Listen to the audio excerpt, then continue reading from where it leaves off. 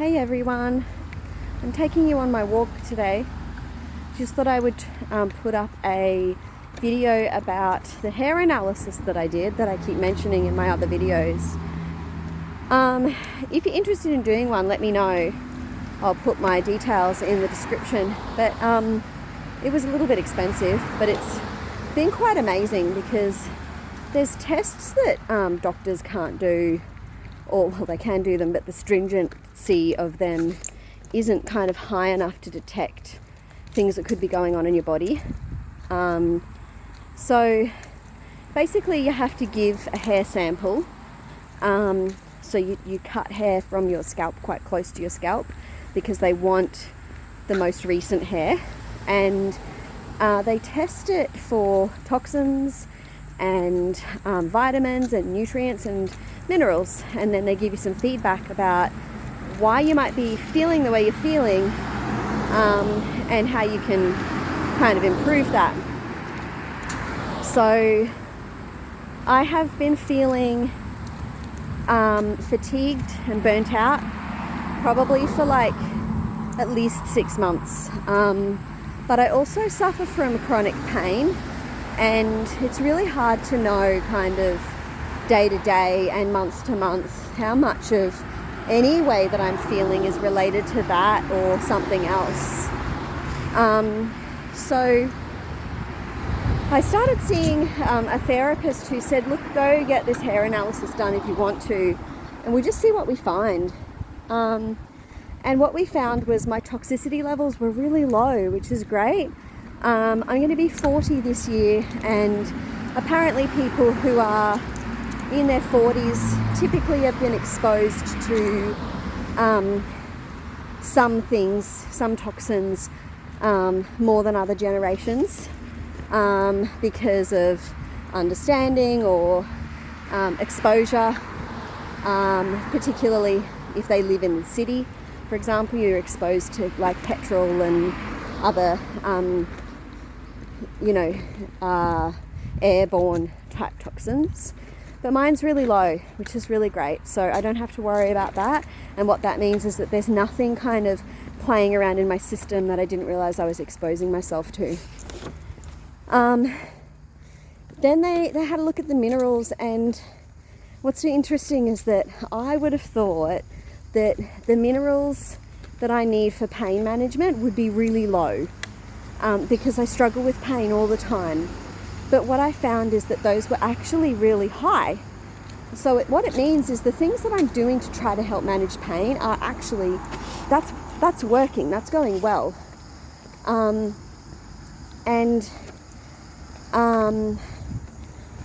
things that weren't working so well are my adrenals. So you can have a look at that. I'll put some information in the description. Adrenals really support optimal kind of function for focus and mood regulation and wakefulness and the things that help you to feel vitalized, not revitalized, but having vitality. And so when you're feeling kind of fatigued and worn out and all of that, that can be because your adrenals aren't kind of working properly. So that's something that kind of flagged up. And the balance for me between a couple of those minerals was really out. They were good, but they weren't balanced. And the thing is, it's not good enough to just have good minerals, a good level of minerals. You've got to have the right balance of minerals. And I didn't know that, and I didn't even kind of know how to fix that. So I had this appointment with my therapist following, and she's given me some supplements that are going to help that.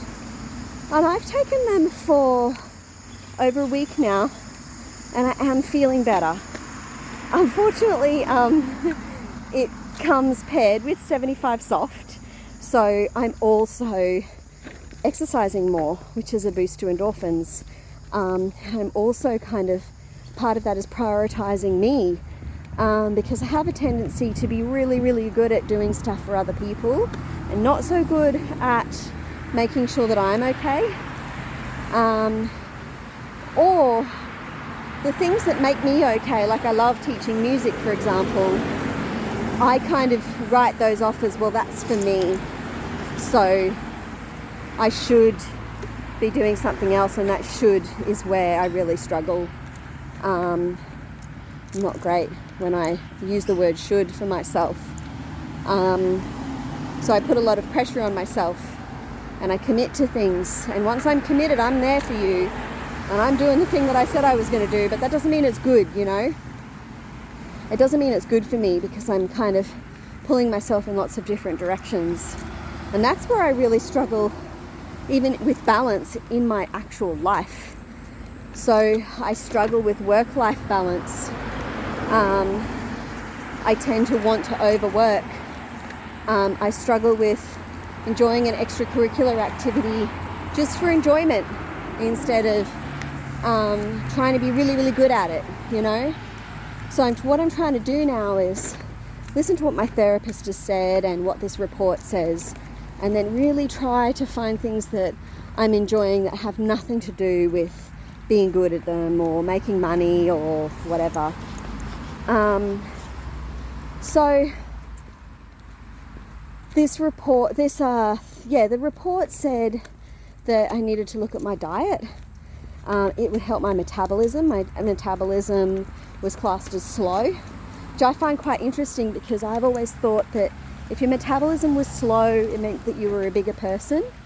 But maybe it makes sense, actually, because I'm a very small person, but I don't have to eat. Like, I rarely feel hungry. I am not even certain that I feel hunger in the same way that other people do. And I say this because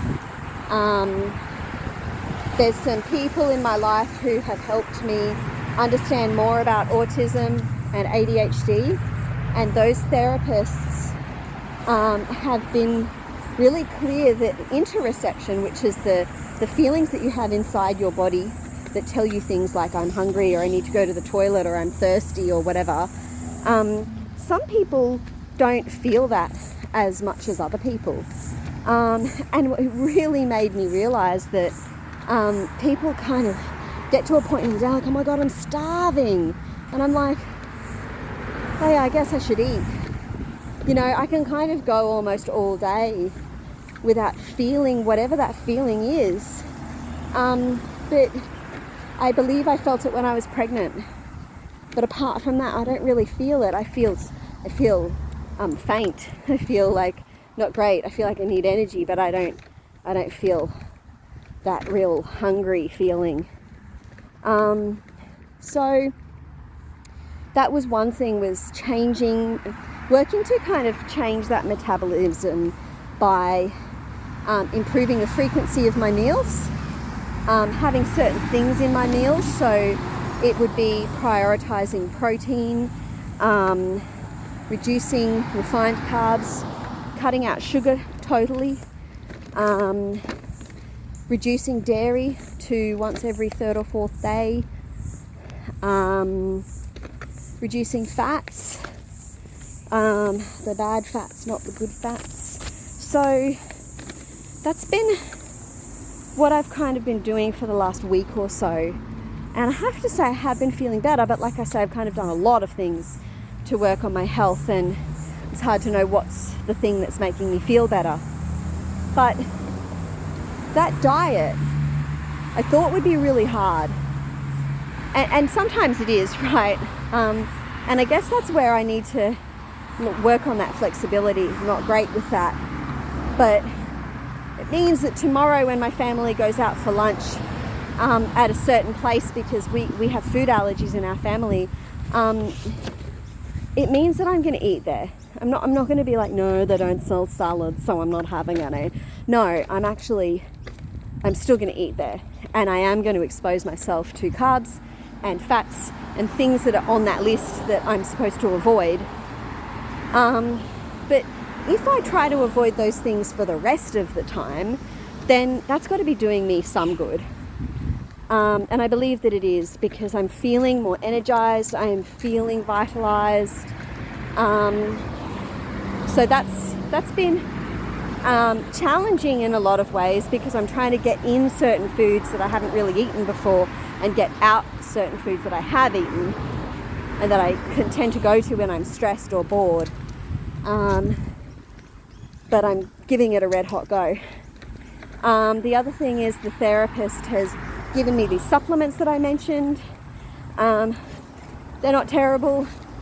They're a big horsey tablet, but you know, I seem to be able to manage okay with them. They're a bit herby and gross when you first swallow them, but apart from that, they're all right. And other than that, just trying to prioritize some other parts of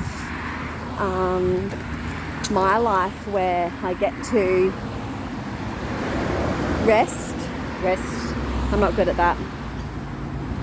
Really focus on some things that I'm going to get some enjoyment out of, even if nobody else is going to enjoy them.